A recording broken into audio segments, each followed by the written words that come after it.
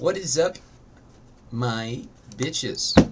We are going to be looking at some of the My Hero Academy characters from the main set and all the promos and stuff like that. I've seen a lot of videos, some people going over going over the strengths of certain characters, the strength of certain symbols, playing content and stuff like that. But I haven't seen a lot of people going in depth into the characters themselves and also their support and how I would play them and stuff like that. My name is Chris. I run on the Unfun Stuff channel, and I've been playing UFS and Universus for 3 years now, I guess. Yeah, 3.5 years. Wow. I used to be the new kid. I play a lot. I've gotten several decks banned in the Universus format. But what I'm most known for is making kooky builds. Now we want to always have consistent and even if a build is kooky, we want it to have a functioning engine. So a lot of people have been asking me like, Bromley, I need help making my deck. I don't know how to make this character. And I think a lot of it comes from just understanding what the character does, what stages of the game they have the most strength, and what parts of the game they have weaknesses, and how to shore that up or complement either one of those things. So I'm going to go through 3 characters today. I'm going to go through Shigaraki, I'm going to go through Jiro, and I'm going to go through Momo. And maybe Kirishima too if I have time. But essentially, I want to go over their symbols, right? The cards that I would put in their decks. I've played a bunch on a lot of these characters just to figure out what works best. But it's not just shove all the support in and figure out what works. Try a bunch of different stuff. There's enough stuff in this first set to be able to play all these characters a bunch of different ways, with the exception of maybe Momo. Momo's very kind of tied to her own support, unfortunately. Okay, so without further ado, let's get into Shigaraki. Let's look at the evil symbol first. So let's talk about what Shigaraki himself does and what he's really good at, okay? So he's got 2 responses, okay, which are very powerful. Responses mean that I get to wait until the right moment and then do the thing. I don't have to tell you, I don't have to force my hand, right? And so he's got 628, Death, Evil, Fire. Once per turn, he gets to make one of his attacks hit you for 5 more damage. And that's not like that. That's whether or not you partial block it, right? If you have to completely block all of his attacks, or else you're taking 5 more health. And then on defense, if he completely blocks your attack, right, he destroys he forces you to destroy a ready foundation. So this can be very potent as well. You pressure your opponent on both ends of the table. He's very, very, very potent. And it's visually stimulating, right? It says the number 5 because we have 5 fingers in our hands. Haha. But also, if he touches you, he burns you, right? That's disintegrating you, right? And then offensively, if he grabs your arm while you're trying to punch him, he's still damaging you. In this game, damaging you would be destroying foundations. But let's talk about the bread and butter for the death symbol. He also has on evil. He also has this attack on death, and I would play 4x of it on both of them because it has the magic, the sacred text, which is if this attack is blocked, right? Because of what your character does and the fact that he doesn't give stats, really, right? His stats are just burning your opponent and effectively giving damage to attacks, right? But because he doesn't add stats to things, Merciless Rush is incredibly good for him. It says that no matter what your opponent does here, they're going to be at a loss. They're going to lose a foundation if they completely block it, and they're going to lose health if they don't, right? So either way, you're happy. One way you lost, you made them lose resources. The other way, you made them lose resources in the form of vitality, right? So Touch of Decay also has this energy where you just kind of keep chucking this out as long as you can check 5s, and you stun them 1, and each time that they completely block it, you add it back to them. And eventually, when they don't block it, you draw a card, right? So you leave them in a situation where they have to partially block it to not give you anything, and even then, you're still burning them 5, right? Pretty rough, pretty tough. Decaying Grip is another attack that's very good for them. It just has a kind of killer text in this format. A lot of newer players, guys who haven't played in Shigaraki a lot and aren't expecting Decaying Grip, are not going to hold that +3 mid block. And if you're playing against this character, you must hold a +3 mid block, or else you're admitting that I'm willing to take 9 from this 4 difficulty attack, right? Now he has to play it on a combo, so like that's the thing that you can prepare for. You can be like, if he does it, I'm going to take it, but I'm going to be prepared for any other situation. But it's a cognizant thing you have to be prepared for. If there's a Shigaraki playing this attack, he will be eating at you second, and he's going to be trying to fish out that +3 block from your hand. And that's brutal. It's pretty brutal. It's very, very choice. Very good. Turn to Dust is just an incredible turn 2 swing, and it's great late too. Early game, your opponent's usually losing 4, and late game, they're usually losing 2 foundations. It's just really good on both ends, on any phase of the game. Just very strong. Has EX to finish them off. It has stun to pressure their board early and late. It's just an all-around very, very good card. It has a good block. The only thing is that it has fair costs, right? Like, it's a very fairly costed card, but it presses your opponent immensely. And then Great Brush and Eat My Sticky Balls, I think, are just a really funny combo. It's a lot of fun to chuck a very huge attack, right? And sometimes I've had games where it's like my opponent's at 13 and they think they're very safe and they just block something and they tap out, right? And I'm just like, eat my sticky balls, dude. Here it is. It's 4-13, you know, effectively 13, and you ran out of blocks. But if they block it, you get to pick up another attack, and it's got a great high block, and it has the neat little high symbol, which is what most of our attacks are going for in this deck. We don't run 4x Evil Gaze in this deck because it is actually kind of a detriment to this one. We don't have any real ways to refill our hand or anything like that.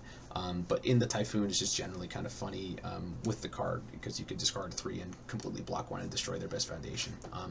A lot of the times you're going to be using this to seal the deal, but most of the time I think you're using it defensively to both completely block an attack and respond, and then also destroy another foundation. So, like, I think if you're playing against Shigaraki, you got to be very scared of attacking first on turn 2. Like, if you're the first player and you only built 3 foundations, do not attack this guy, because if he has Evil Gaze and he completely blocks your attack, you're down to 1 foundation, and you're going to be behind the whole game. The whole game. So, you know, if I'm playing Shigaraki, I would love if somebody attacked me on turn 2 with my face ready. But the rest of the deck, very, very strong. Cool Student's a little bit awkward for the deck because you don't poke very well, right? You kind of like you're always fishing for pokes, right? If you're ahead, Cool Student is just gas, right? If you ever get momentum from pokes and things like that. But you know, it's just a very, very good card that can extend leads and also shore up some of the defenses. You know, you can. There are a lot of times where you need to check a 5 to pass a check, and that's very, very strong. Creepy Realization is extremely good. I think it's the reason to play the evil symbol. The attack lineup is not as strong as on the other symbols, but Creepy Realization helps you out because as a 6-hander, you're going to be having trouble blocking more than 2 attacks a turn.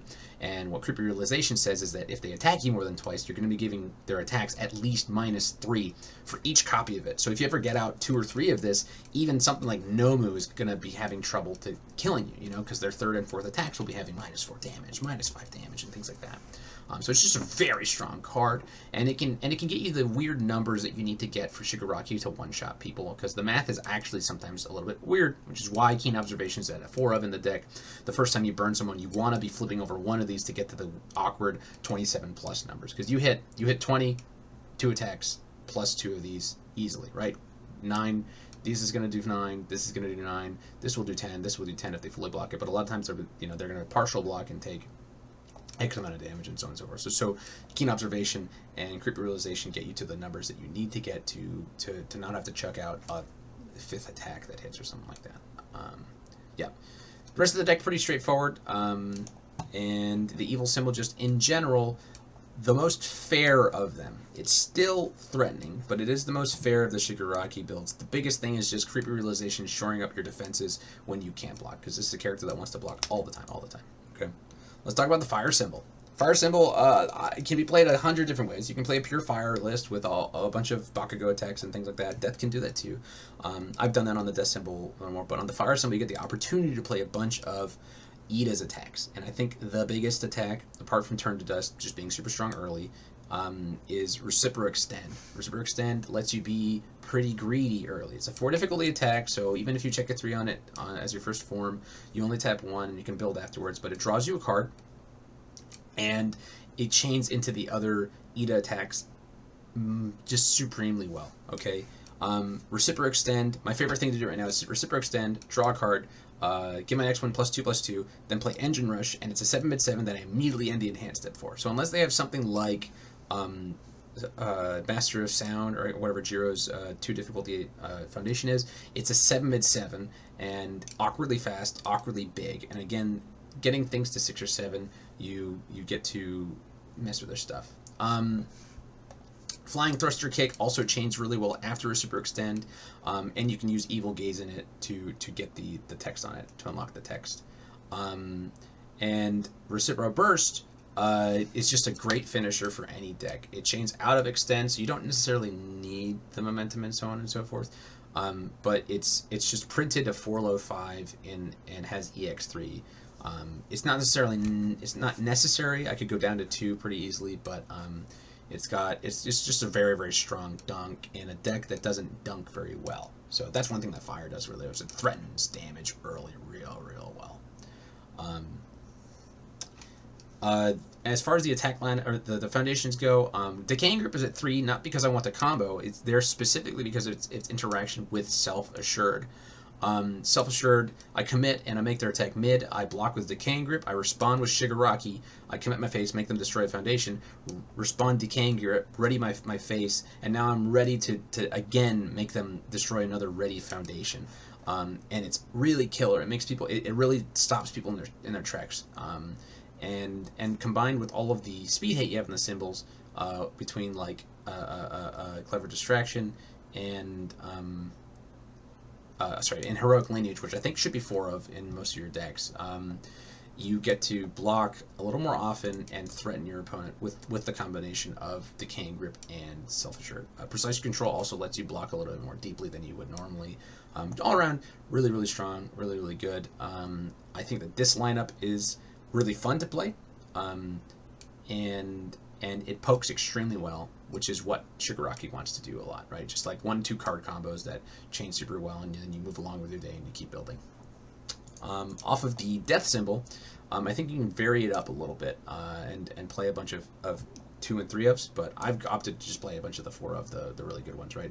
You play a pure Fury lineup, a Fury attack lineup, right?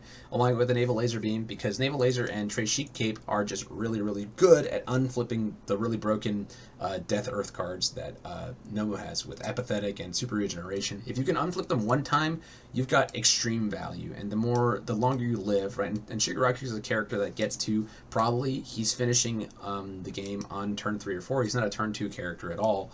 So getting a little bit more, squeezing a little bit more value out is a good idea. The other things that this symbol gets for you is Evil Gaze works extremely well with Mediator. The problem with Evil Gaze is that it gives you -1 hand size while it's in your hand, right? Until you use it, you deal with your hand size being 1 less. And when you use it, you're down a card, right? Mediator says, I give your attack an additional -3 speed, and I draw a card. So I replace the Evil Gaze that I just used in my hand. And it also functions if you block with Evil Gaze. So this can be just kind of like a get out of jail free card, and I think it works extremely well with Evil Gaze. -5 speed is a lot of minus speed. Even into something like Ida, it gets you there. Okay, there's not any speed resets on any of these symbols that Shigaraki has, and that's one of his problems. So Mediator really shores it up. I put Agitation at 4 of in this deck because of Fury. You don't have the benefit of the fire symbols where you have Ida's attack to refill your hand. But if you get 2 or 3 of this out, I would be very comfortable just poking with 1 card, and if they block it, I'm like, all right, cool, I'll draw 3 cards, build 3, and I have 4 cards in my hand. You know, like, so it's very, very good. It's super just plus for you to be able to block more effectively and more efficiently, right? You got Arrogant Disposition, just punch attacks your nuts. Capabilities for the finishers. Let's Fight Bad Guys, super good for this deck. I don't play it in the fire build because I'm playing the kicks, but if you're playing a Fury attack lineup on death or on fire, you need to run 4 of this card because it makes your pokes much more hard to block, and that's what we need, right? We just need to connect with them 1 time. Apart from that, you need to run 4 of Shock Absorption.